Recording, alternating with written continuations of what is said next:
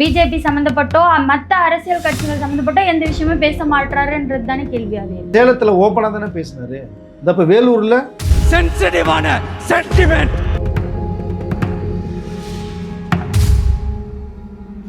இதுவரைக்கும் யாரும் வரலைங்க முடியும் போது தேவையில்லைன்னு முடிவு எடுக்கிறாரு. இந்த 2 நாளில் 234 தொகுதிக்கு வேட்பாளர்களை நியமிக்க போறாரு. காங்கிரஸ் உழுந்து அடிச்சிட்டு இருக்காங்க. விஜய் 234 தொகுதிக்கு வேட்பாளர் சொல்லிட்டு நம்ம போக முடியாது. அரசியலுக்காக என் பேரை யூஸ் பண்ணாதீங்க, என்னோட பர்சனல் விஷயங்களை கொண்டு வராதீங்க அப்படின்றதுக்கான மீனிங் என்ன? கட்சியில் முதல் திரிசா இருக்காங்களா, இந்த உறுப்பினராக இருக்காங்களா, எதுவுமே கிடையாது. இந்த பிரச்சனையெல்லாம் வரும்னு தான் சங்கீதா அவர்கள் அவருடைய மனைவி ஏகப்பட்ட விஷயத்த சொன்னாங்க விஜய் கிட்ட. இப்போ அந்த சங்கீதா எங்க போனாங்க? ஒரு விஷயம் சரியா பண்ணலன்னா ரொம்ப திட்டுவாரு, அடிக்க கை எடுப்பாரு. விஜய் அப்படி செய்யக்கூடிய ஆளே கிடையாது. நான் விஜய் கூட நிறைய படங்கள்ல நான் கூட இருந்திருக்கிறேன். அசிஸ்டண்டாக இருக்கக்கூடிய ஒருத்தரை ஜூனியர் ஆர்டிஸ்ட் ஏஜென்ட் யாரோ ஒன்று அடித்தாங்க அப்படிங்கிறதுக்காக விஜய் கேள்விப்பட்டு உடனே அவரை வர வச்சு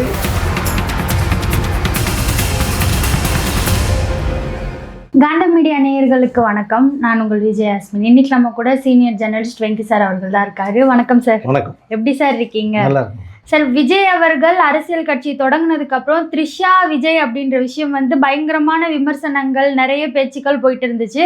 அப்பெல்லாம் த்ரிஷா சைட்ல இருந்து எந்த ஒரு விஷயமும் வரல, எந்த ஒரு பேச்சும் வரல. இப்போ த்ரிஷா சைட்ல இருந்து ஒரு விஷயம் வந்திருக்கு, அரசியலுக்காக என் பேரை யூஸ் பண்ணாதீங்க, அதுவும் ஒரு தலைவர் வந்து அவர் உங்க பேரை இழுத்துட்டாங்கன்றதுனால தான் வந்துச்சு. இருந்தாலும் அந்த தரப்புல அவங்க என்ன சொல்லியிருக்காங்கன்னா, அரசியலுக்காக என் பேரை யூஸ் பண்ணாதீங்க, என்னோட பர்சனல் விஷயங்களை இதுல கொண்டு வராதீங்க அப்படின்னு சொல்லியிருக்காங்க. பர்சனல் விஷயங்களை கொண்டு வராதீங்க அப்படின்றதுக்கான மீனிங் என்ன சார்? இல்லைங்க, அவங்க நடிகருங்க. விஜயும் திரிசாவும் சினிமாவில் நடிக்கிறாங்க. அந்த காம்பினேஷன் கரெக்டாக ஒரு கூட படம் ஹிட் ஆகுது. அதற்கு முன்பாக சில விஷயங்கள் பேசுனீங்க, கண்டும் காணாமல் போயிட்டாங்க. ஓகே, சினிமாவில் இந்த கிசு கிசரில் இருது அப்படிங்கிற விஷயங்கள் சர்வ சாதாரணம், அதை ஈஸியாக எடுத்துகிட்டு போயிட்டாங்க. ஆனால் இங்கே சேலத்தில் நடந்த விஜய் பேசுனது சவால் விட்டார். அவர் விட்ட சவாலுக்கு தான் பதில் சொல்லணும், அதுதான் முறை. திரிஷா வீட்டிலேருந்து வெளியில் வாங்க அப்படின்னு சொல்கிறதுக்கு என்ன ரைட்ஸ் இருக்குது, யாருக்கு இருக்குது? அவர் எங்கே இருக்கார்? முதல்ல விஜய் சென்னையில் 1க்கு 10 வீடு இருக்குது, அவருக்கு கல்யாண மண்டபம் நிறையா இருக்குது. அதெல்லாம் விட்டுட்டு தேவையில்லாமல் இதில் சம்மந்தப்படாத ஒரு ஆளை திரிஷாவை போய் இழுத்து விஜயை அவமானப்படுத்துங்க, அசிங்கப்படுத்துகிறாங்க. அது தெரியும் அவருக்கு. அரசியலில் வந்தால் நிறைய அவமானம் சந்திக்க வேண்டியது வரும், அசிங்கப்படுத்துவாங்க, குடும்பத்தை எழுப்பாங்க, எல்லாம் தெரியும் அவருக்கு. ஆனால் சம்மந்தமே இல்லாமல் ஒரு ஆள் கூட நடித்த ஒரு நடிகை இல்லையா, பேசுனா பேச தானே செய்வாங்க.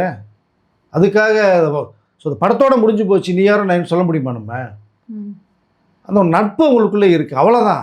இந்த பிரச்சனையெல்லாம் வரும்னு தான் சங்கீதா அவர்கள் அவருடைய மனைவி ஏகப்பட்ட விஷயத்த சொன்னாங்க விஜய் கிட்ட. தேவையெல்லாம் பேசி அசிங்கப்படுத்துவாங்க விஜய். வேண்டாம், நீ பாட்டு படம் பண்ணுங்க, பொண்ணு அதுவும் ரசிகர்களுக்கு நல்ல படமாக கொடுங்க, நீ என்ன சொல்ல வர்றீங்களோ நீங்கள் படத்தின் மூலமாக சொல்லுங்கள், அரசியல் வேண்டான்னு எவ்வளோ சொல்லி பார்த்தாங்க. சங்கீதா அவர்கள் சொன்னது அதை விஜய் கேட்கல. காரணம், என்ன இந்த உயர்த்தி வச்சு பார்த்ததே தமிழக மக்கள். நான் ஏதாவது ஒன்று செய்யணும் அவர்களுக்கு நான் ஆசைப்பட்றேன். அது அரசியலுக்கு போனால் தான் நிறைய விஷயங்கள் பண்ண முடியும். நீ வீட்டிலேருந்தே பண்ணுங்க முன்னாடி, வீட்டிலேருந்து என்ன பண்ண முடியும்? நீங்கள் ஒரு 10 பேருக்கு பண்ணலாம். இது அதிகாரம் வேலைன்னு தான் அந்த நாட்டையே நீங்கள் பலவிதமாக நீங்கள் மாற்றலாம் இல்லையா? அதை எதிர்கொண்டு வர்றாரு அவர். அதை நீங்கள் பேசுனா பரவாயில்லைங்க. சம்பந்தம் கட்சியில் முதல் திரிசா இருக்காங்களா, இந்த உறுப்பினராக இருக்காங்களா, எதுவுமே கிடையாது. தேவையில்லாமல் போய் ஒரு விஷயத்தை இழுத்துட்டு பேசுறது. திரிசா வீட்டில் இருக்காருன்றதை போய் நேரடியாக பார்த்தாங்களா யாராவது? நான் கேட்குறேன், பார்த்தாங்களா? உங்கள் கட்சியிலையும் குஷ்பு மேடம் இருக்காங்கல்ல, அவங்க ஒரு நடிகை தானே. நான் என்ன கேட்குறேன், குஷ்பு மேடம் பல விஷயங்களுக்கு நிறைய குரல் கொடுத்தாங்க. அப்போ ஏன் இதுக்கு குஷ்பு அவர்கள் ஓங்கி ஒரு குரல் கொடுக்காமல் இருக்காங்கன்றது எனக்கு ரொம்ப வியப்பாக தான் இருக்குது. மாநில தலைவர் அவர்கள் சொன்னதுனால நீங்கள் சைலண்டாக இருக்கிறது நியாயம் இல்லைல்ல? மாநில தலைவர் சொல்லும் போது தான் உங்கள் மனசு வலிக்குமா, உங்கள் மனசு கஷ்டப்படுமா? அதுக்கு முன்னாடி நிறைய பேர் பேசிட்டு இருந்தாங்க, எவ்வளவோ விமர்சனம்லாம் வந்துச்சு. அப்போல்லாம் ஏன் நீங்கள் பேசலை? அப்போ அதெல்லாம் நீங்கள் அக்செப்ட் பண்ணீங்களா அப்படின்ற ஒரு கேள்வி இருக்குல்ல. மாநில தலைவர் பேசும்போது தான் உங்களுக்கு அந்த கோபம் ஆக்ரோஷம்லாம் வருமானது ஒரு கேள்வியாக இருக்குது. மற்றவங்களாம் சில பேர் பிடிக்காதவர்கள் சாதாரண ஆட்கள் பேசிட்டு போனாங்க. அது சினிமானா அப்படி வரதான் செய்யும். ஸோ அது ஒன்றும் தவறு இல்லை. இந்த கிசுகள் இருக்கும். இவங்க அவங்களோட இருந்தாங்க, இங்கே பார்த்தாங்க, அங்கே பார்த்தாங்க, ஒன்றா காரில் போனாங்க, டேட்டிங் பண்ணாங்கன்னா அந்த கிசுகள் வரதான் செய்யும். அதை பெரிய அளவில் யாரும் எடுத்துக்க மாட்டாங்க. இல்லையா? ம். இங்கே சொல்லக்கூடியது யார் சொன்னீங்க? ஒரு தேசிய கட்சி தமிழ் மாநிலத்தினுடைய தலைவர் அவர் சொல்கிறது தானே இங்கே பெரிய விஷயமா பார்க்கப்படுது. அப்படி சாதாரணமாக எடுத்துக்கிட்டால் திரிஷா மட்டும் சொல்லல, மற்ற எல்லா கட்சி தலைவர்களும் சொல்கிறாங்களே இது ஸோ தவறு தான் சொல்லி சொல்கிறாங்க இல்லையா? அப்போ சம்மந்தப்பட்டவர் திரிஷா தானே. நீங்கள் அரசியல் ரீதியாக உங்களை ஒரு விஷயம் விஜய் பேசுகிறாரா, நீங்கள் அவரு தான் நீங்கள் நேரடியாக பேசணும். என்ன எதுக்கு எடுக்கிறீங்கன்னு தான் கேட்குறாங்க. எல்லாருக்குமே ஒரு பயம் வந்திருக்கு. காரணம், மக்கள் செல்வாக்கை காமிச்சிட்டார் விஜய். ஒரு மனிதன் நேருக்கு சேலஞ்சு விடுறாரு இல்லைங்க. இந்த சேலஞ்சை நீங்கள் ஏற்றுட்டு தாங்க வரணும். நீங்கள் எல்லாமே அரசியல் தானே இருக்கீங்க. நின்று பாருங்கள், ஜெயிச்சு பாருங்கள், அவ்வளோதானே. மக்கள் யாருக்கு ஓட்டு போடுவாங்கன்னு தெரியாது. பட் இங்கே அரசியல் ஒரு தலைவர் பேசுனதுனால தான் திரிஷா குரல் கொடுத்தாங்க. இந்த குரல் கொடுக்கலன்னா, கேட்கலன்னா எல்லா பேரும் பேச ஆரம்பிப்பாங்க. அடுத்தடுத்து ஒருத்தர் ஆரம்பிச்சா போதும் இல்லை. இதுல சம்பந்தப்பட்டது வெறும் த்ரிஷா மட்டும் கிடையாது இல்லையா? இது ஒரு சென்சிட்டிவான விஷயம். அந்த இடத்துல த்ரிஷா குரல் கொடுக்குறாங்கன்னா ஒரு கட்சி தலைவரா இருந்து நீங்க அந்த இடத்துல ஏன் குரல் கொடுக்கல? ஒரு விஷயமாச்சு சொல்லியிருக்கணும், இப்படி பேசியிருக்க கூடாதுன்னு ஏன் விஜய் தெரிவிக்கல அப்படின்ற ஒரு கேள்வியும் இருக்கு. அவங்க தான் பேசுறாங்கன்னா பதிலுக்கு எல்லாமே விஜய் பேசிட்டு இருக்க முடியாது சார். பண்ணக்கூடாதுன்னு சொல்றதுக்கு ஒண்ணுமே இல்லை சார். எப்படி பேசலாம்? கண்டிக்கிறாருல, டிஎம்கே பண்றது தீய சக்தி தூய சக்தின்னுலாம் சொல்றாருல, இந்த விஷயத்த கண்டிச்சிருக்கலாமே. நீங்க பேசின மேட்ரு என்ன? திரிஷாவை சம்மந்தப்படுத்தி பேசுறீங்க இல்லையா? இதுக்கு போய் குரல் கொடுத்தாருன்னா கோவப்பட்டு பேசுறாரு, நான் சொன்னது உண்மை, அதனால விஜய்க்கு கோவம் வருது அப்படிங்கிறது மாதிரியான இப்படி சில விஷயங்களை பேச ஆரம்பிப்பாங்க. நீ விஜய் இப்போ எதையாவது பேசுறதுக்கான விஷயங்களை தான் அவங்க தூண்டி விடுறதே. நீங்கள் கோவப்பட்டு பேசுனீங்கன்னா நீங்கள் வார்த்தையை விடுவீங்க. வார்த்தையை விடும்போது அதை பேசுறதுக்கான ஆட்கள் ரெடியாக இருக்காங்க. பாருப்பா, திரிஷா வீட்டிலேருந்து வெளிலவான்னு சொன்னப்பா, விஜய்க்கு என்ன கோவம் தெரிச்சு பத்தியா? அப்போ உண்மையாக இருக்கும் தானே கோவம் வருதும்பாங்க. ஆனா சார், விஜய் அவர்கள் எந்த விஷயத்த பத்தியுமே பேச மாட்டாரு, டிஎம்கே தவிர்த்து. அதானே சரி, த்ரிஷா விஷயம் இப்படி போகும்ன்றதுனால அவர் பேசாம இருக்கலாரு. பிஜேபி சம்மந்தப்பட்டோ மற்ற அரசியல் கட்சிகள் சம்மந்தப்பட்டோ எந்த விஷயமே பேச மாட்டாருன்றது தானே கேள்வியாகவே இருக்கு. அவர் தான் பப்ளிக் மீட்டிங்கில் தானே பேசுகிறாரு. சேலத்தில் ஓப்பனாக தானே பேசினாரு இல்லையா? அவர் பேசாமல் இல்லை, நிறைய பேசியிருக்காரு. இந்த இப்போ வேலூரில் இப்போ இதெல்லாம் கேட்டிங்கல்ல, இதுக்கெல்லாம் பதிலடியாக மக்கள்கிட்ட பேச போகிறாரு. சார் என்ன சார் நிறைய பேசினாரு? திரும்ப திரும்ப அந்த டிஎம்கே தானே சார் சொன்னார். எல்லா இடத்துலையும் சொன்னது தானே சார் சொல்லியிருந்தாரு. ஆமாங்க, இருக்கிறது தமிழ்நாட்டில் ஒரு மாற்றத்தை ஏற்படுத்தணும்னு பார்க்குறாரு. மக்கள் விரும்புகிறாங்க அந்த மாற்றத்தை. அதை கொடுக்கறதுக்கு ஒருத்தர் வர்றாரு. இப்போ இருப்பது யார் ஆட்சியில்? அது அண்ணா டிஎம்கே இருந்தாலும் சரி, டிஎம்கே இருந்தாலும் சரி, எதிர்கொள்கிறது இப்போ யார் ஆள்றாங்களோ அவரை நோக்கி தான் அந்த கேள்விகள் போகும். அப்போ இப்போ இது விஜய் ஒருவேளை ஆட்சி அமைச்சு வந்துட்டாருன்னு வச்சு இங்கே 2026 இப்போ இவர்கள் எல்லாமே சேர்ந்து விஜய் கேள்வி கேட்பாங்க. இதெல்லாம் நீ சொல்லிட்டு நீ வந்தியே, செய்ய முடிஞ்சதா அவனால், செஞ்சியா? இப்படி கேள்விகள் வரும். ஆட்சியில் யார் இருக்காங்களோ அவர்களை நோக்கி தான் அம்புகள் பாயும். அதை ஒன்றுமே தவிர்க்க முடியாது. அது எந்த கவர்மெண்ட் அமைச்சாலுமே சரி. கொள்கை ரீதியாக எதிரியே பிஜேபின்னு சொல்கிறாரு. அது ஆக்சுவலாக பிஜேபி அது விஜய் தொட வேண்டிய அவசியமே இல்லை. இவருடைய இப்போ நேரடியே தமிழகம் மட்டும்தான். யாரையே சப்போர்ட் பண்ணி பேசியிருக்காரு இது வரைக்கும்? அண்ணா டிஎம்கே பற்றி பேசினார்ல, இப்போ லாஸ்ட் மீட்டிங்கில் பேச ஆரம்பிச்சிட்டார்ல. இப்போ 234 தொகுதியிலையும் தனித்து நிற்கிறதா முடிவு பண்ணிட்டார். இப்போ கூட்டணியை அவர் கோரிக்கை வச்சார். இதுவரைக்கும் யாரும் வரலைங்க முடியும் போது தேவையில்லைன்னு முடிவுக்கு எடுக்கிறார். இப்போ இன்னொரு 2 நாளில் 234 தொகுதிக்கு வேட்பாளர்களை நியமிக்க போகிறாரு பேரோட. அப்போ இனிமேல் கூட்டணி வந்தாலும் வேஸ்ட்டு, யாரும் சேர்க்கறதுன வாய்ப்புகள் இருக்காது. இப்போ இவர் இந்த சொன்னதுனால காங்கிரஸ் உளுந்து அடிச்சிட்டு இருக்காங்க. விஜய் 234 தொகுதிக்கு வேட்பாளர் சொல்லிட்டுனா நம்ம போக முடியாதே, அதற்கு மேலே போகிறது அசிங்கமாயிடும் இல்லையா? ஸோ அரசியல் ரீதியாக அவருடைய பார்வை போய்கிட்டு இருக்கு. ஆளும் கட்சியை தான் இருப்பவர்கள் எதிர்த்து கேள்விகள் கேட்க முடியும். அண்ணா டிஎம்கே கேட்கலையா அவங்களுக்கு? சார் எனக்கு என்னன்னா, 2026 தலைவர் ஆகணும், சிஎம் ஆகணும்னு ஆசைப்படுறீங்க. ஒரு அரசியல் கட்சி தலைவரா இருக்கீங்க. வெறும் ஆளும் கட்சி பண்ற தவறுகளை மட்டும் சுட்டி காட்டுறீங்க, சமுதாய கருத்துக்களை பேச மாட்டீங்க. ஒரு கட்சி தலைவர் இப்படி பண்ணலாமா? நிறைய சம்பவங்களுக்கு அவர் குரல் கொடுத்துட்டு தான் இருக்கார். நீ இல்லைன்னு சொல்லிட்டு அவருடைய ஸ்பீச்சை கேட்டிங்கன்னா தெரியும். முக்கியமாக தமிழகத்தை மாற்றம் செய்யணும். இப்போ இந்த சமுதாயத்தில் சில அசம்பாவிதம் நடக்குதுன்னா அது யார் காரணம்? இப்போ காரணம் யாரோ, ஸோ அவருடைய கேள்வியில் அவரை நோக்கி போகுது. அதை நடக்காத அளவுக்கு ஒரு மாற்றத்தை நாங்கள் உருவாக்குவோம் அப்படின்னு தான் எல்லா பேரும் சொல்லுவாங்க. விஜயும் அதான் சொல்கிறாரு, அண்ணா டிஎம்கே அதான் சொல்லுவாங்க. அங்கே வந்ததுக்கு பிறகு தான் தெரியும் இது சாத்தியமா சாத்தியம் இல்லைங்கிறது இந்த சீட்டில் உட்காந்தா தான் தெரியும். ஒருவேளை இவர் விஜய் வந்துட்டாருன்னா இந்த கேள்வியில் அவரும் கேட்பாங்க. சார் இன்னொரு விஷயம், விஜய் அவர்கள் அரசியலுக்கு வரும்போது சங்கீதா சொன்னாங்க போவாதீங்க சினிமாலேயே இருங்கன்னு சொன்னாங்க. இப்போ அந்த சங்கீதா எங்கே போனாங்க அப்படின்ற ஒரு கேள்வி இருக்கு சார். எங்கேயும் போகிற இங்கே தான் இருக்காங்க, சென்னை வீட்டில் தான் இருக்காங்க, லண்டனில் இருக்காங்க, மாறி மாறி ஒன்றா தான் இருக்காங்க, பேச்சுவார்த்தையில் பேசிட்டு தான் இருக்காங்க.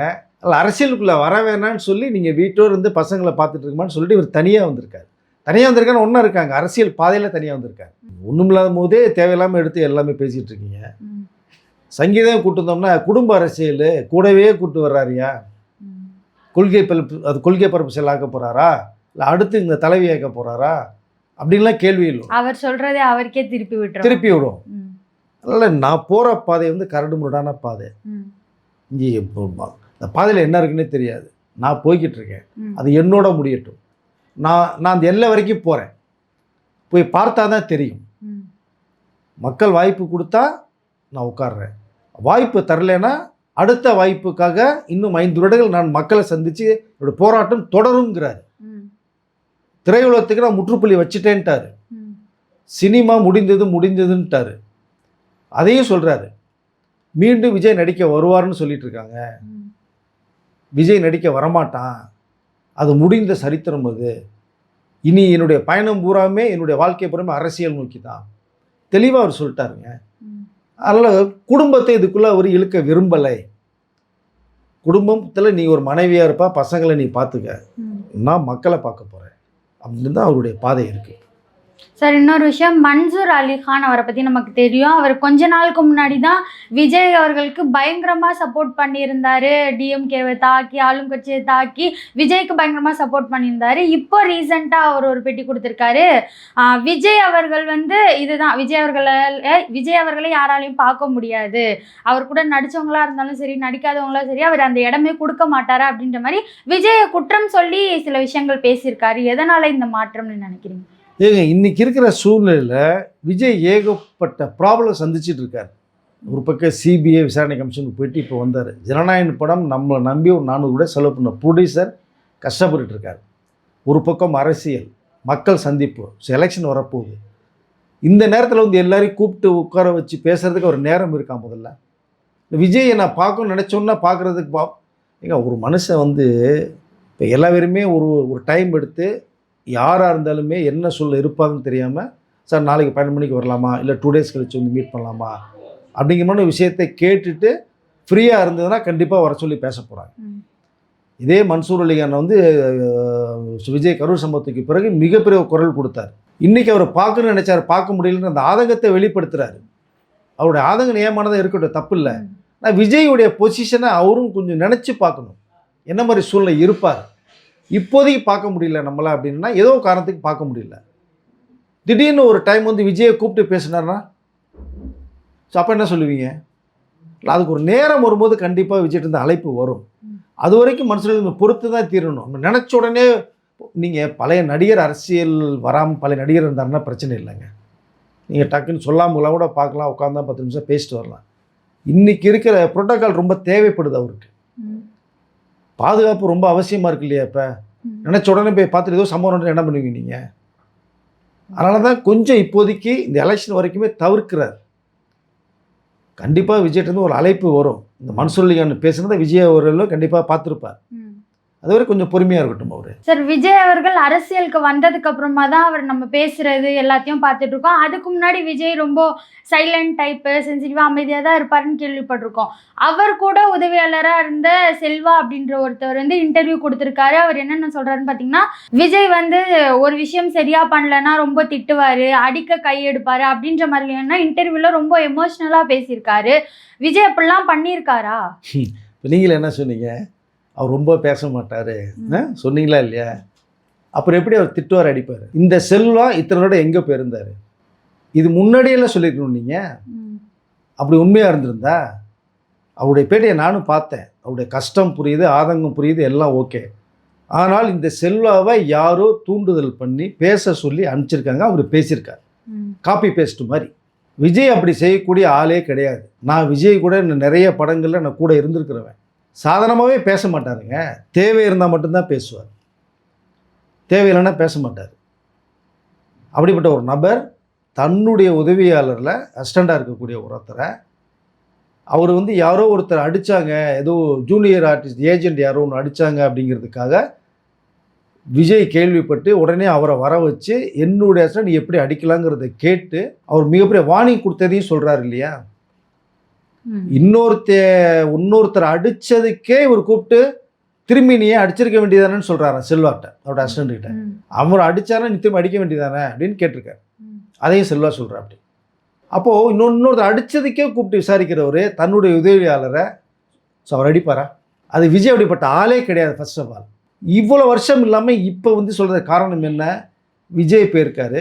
இப்போ விஜய் கூட யார் யார் இருக்காங்கன்னு எல்லாத்தையும் அப்படியே செலக்ட் பண்ணி வர வச்சு பேசி விஜய் சம்மந்தமாக நீங்கள் பேசுங்க, இந்த மாதிரி கேரக்டர்னு சொல்லுங்கள் அப்படிங்கிறத சொல்லிகிட்டு இருக்காங்க. அவர் பேசுகிறார். இதற்கு முன்பாக கூட பார்த்தீங்கன்னா விஜய் கூட ஒருத்தர் இருந்து கூட பேசிகிட்டு இருந்தாங்க. செல்வாவை போய் பேச சொல்லி இப்போ பேசிகிட்டு இருக்கார். விஜயோடைய பேரை டேமேஜ் பண்ணணும்னு சொல்லி. மக்கள் நம்பணும்ல. ஒன்றை போய் அவரை அடித்து என்ன சாதிக்க போகிறாரு? அது முதல்ல உன்னை நம்பி வச்சுருக்காரு. நீ கொடுக்குற சாப்பாடை தான் அவர் சாப்பிடுவார். இப்போ உன் மேலே நம்பிக்கை இருக்கிறனால தான் ஒன்று வச்சுருப்பாங்க. ஏங்க அவர்கிட்ட நீங்கள் வந்து சாப்பிட்ருக்கீங்க, விஜய் போட்ட சாப்பாடை சாப்பிட்ருக்கீங்க, விஜய்கிட்ட வாங்கின சம்பளத்தில் வாழ்ந்துருக்கீங்க இல்லையா? ஒரு மனிதனுக்கு ஒரு நன்றி இருக்கணும்ல. நன்றியை மறந்துட்டு வந்து இந்த செல்வா பேசுகிறது வந்து நியாயமே இல்லை என்னை பொறுத்த மட்டும். அப்படி இந்த மாதிரி சம்பவம் உண்மையாக இருந்திருந்ததுன்னா நீங்கள் முன்பாகவே நீங்கள் பேசியிருக்கணும். அதனால் விஜய் பேரை ரிப்பேர் பண்ணணும். சொன்னேன் இல்லையா, திரிஷா மேட்டரே எடுத்து பேசுகிறவங்க இல்லையா, தன் கூட வேலை செஞ்சுட்டு போனவங்களாம் பற்றி எடுத்து அது சம்மந்தமாக நிறைய விஷயங்களை பேசு சொல்லி அனுப்புகிறாங்க. அது இப்போ செல்வா வந்து பேசியிருக்காரு. இன்னும் யார் இருக்காருன்னு பார்ப்பாங்க, பார்த்து அவங்களே பேச சொல்லுவாங்க. விஜய்க்கு இன்றைக்கி இருக்கிற இவ்வளோ வேலைப்படலில் வந்து இதெல்லாம் ஒரு பொருட்டாகவே எடுத்துக்க மாட்டார், இதை கண்டுக்கவும் மாட்டார். அது உண்மையாக இருந்தாலும் பதில் சொல்லணும். பதில் சொல்ல வேண்டிய அவசியம் விஜய்க்கு இல்லை. இந்த நபர் சொல்லுவது வந்து கிட்டத்தட்ட பேச சொல்லி அனுப்பப்பட்ட ஒரு நபர். அவர் வந்த வேலையை பேசியிருக்காரு. இப்போ அவருக்கு சில பேர்லாம் வந்து கஷ்டப்படுறான்னு சொன்ன உடனே சில பண உதவிகள் செஞ்சிட்ருக்காங்க. நீங்கள் நேரடியாக பார்க்குறதா விஜயவர்கிட்டே பார்த்து நீங்கள் கேட்கலாமே. ஆனால் அதை அவங்க பார்க்க விட மாட்டேங்க, இவங்க பார்க்க விட மாட்டேங்கிறாங்க அப்படிங்கிற கருத்துக்கெல்லாம் ஏற்றுக்கொள்ளவே முடியாது. இந்த நேரத்தில் இது மாதிரி விஷயங்கள் நிறையா வரும் விஜய்க்கு. இப்போ இவர் மூலம் வந்திருக்கு, இனி வரும். அதையும் தாண்டி விஜய் போவார். சார், அவர் அரசியல் கட்சி ஆரம்பிச்சதுக்கு அப்புறமா இந்த மாதிரியான நிறைய விஷயங்கள்லாம் வருது இல்லை? இதை பார்த்து அவரும் சொல்கிறாரு எனக்கு 30% ஓட்டு இருக்குது அப்படின்ற மாதிரிலாம் சொல்லிட்டு இருக்காரு. இந்த விஷயங்கள்லாம் எந்த அளவுக்கு விஜய்க்கு பாதிப்பை ஏற்படுத்தும்? பாதிப்பே வராதுங்க, உண்மைதானங்க சொல்கிறாரு. சர்வே எடுத்த ரிசல்ட்டே அதாங்க வருது. கிட்டத்தட்ட 20% பேர் வந்து சர்வேல விஜய்க்கு வந்து எங்கள் ஓட்டு இருக்குன்னு சொல்லியிருக்காங்க. செகண்ட் பொசிஷனில் இருக்கிறது மாதிரி ஒரு தகவலையும் சொல்லியிருக்காங்க. இப்போ ஆட்சி அமைக்கிறாரா எதிர்கட்சி தலைவராக போய் உட்காராங்கிறது தெரியாது, மக்கள் கையில் தான் இருக்காது. ஆனால் வாக்கு சதவீதம் கிட்டத்தட்ட 25% வரைக்கும் நெருங்கி வந்திருக்கு. அந்த தகவலை சாதாரண ஆட்கள் வந்து சொல்லலை, விஜயே இதை அனலைஸ் பண்ணி தான் அவருக்கு வந்த தகவலை தான் அவரே சொல்கிறாரு. மற்றது வாக்கு வங்கியில் இன்னும் ஏறிக்கிட்டே இருக்குது. ஜனநாயகன் படம் வராதது காரணம் இன்னும் 2-3% ஏறுது வேறு. அதில் அவர் சொல்கிறது வந்து அந்த சர்வேல வந்த தகவல் அடிப்படையில் தான் அவர் எடுத்து சொல்லியிருக்காரு. அது உண்மையான தகவல். சார், அதே போல் ஜனநாயகன் வராதது இன்னும் அதிகமாக தான் ஆகுது அப்படின்னு ஜனநாயகன் படம் என்ன ஆச்சு அப்படின்ற ஒரு விஷயம் இந்த மாதத்துக்குள்ளே வந்தால் மிக சிறப்பாக இருக்கும். தேர்தல் தேதி சொல்லிட்டாங்கன்னா அதுக்கப்புறம் வரதுக்கு வாய்ப்பு இல்லை. அது வரைக்குமே கொஞ்சம் டைம் எடுக்கிற மாதிரி சூழ்நிலைகள் போய்கிட்டு இருக்கு. நான் எனக்கு தெரிந்த வரைக்குமே ரிவைசிங் கமிட்டி ஒரு சார்ட் ரெடி பண்ணியிருக்காங்க. இந்த மாதம் வந்து இறுதிக்குள்ளாகவே அவர்கள் பார்த்து சர்டிஃபிகேட் தர வாய்ப்புகள் நிறையா இருக்குன்ற ஒரு தகவல் நமக்கு வந்திருக்கு. மேபி இந்த நெக்ஸ்ட் வீக்குள்ளே சர்டிஃபிகேட் வந்துட்டாங்கன்னா கண்டிப்பாக அடுத்த வாரம் 28ஆம் தேதி கூட படம் ரிலீஸ் ஆன வாய்ப்புகள் நிறையா இருக்குது. இல்லைனா மார்ச் ஃபஸ்ட் வீக் கண்டிப்பாக ஆகும் தான் நான் நினைக்கிறேன். வந்த தகவல் அதுதான். எனக்கு தெரிந்த வரைக்குமே நெக்ஸ்ட் வீக்கு சர்டிஃபிகேட் வந்துடும் தான் வந்த ஒரு தகவல் இருக்குது. டிவிக்கு சம்மந்தப்பட்ட நிறைய விஷயங்கள் பகிர்ந்ததுக்கு நன்றி சார். நன்றி.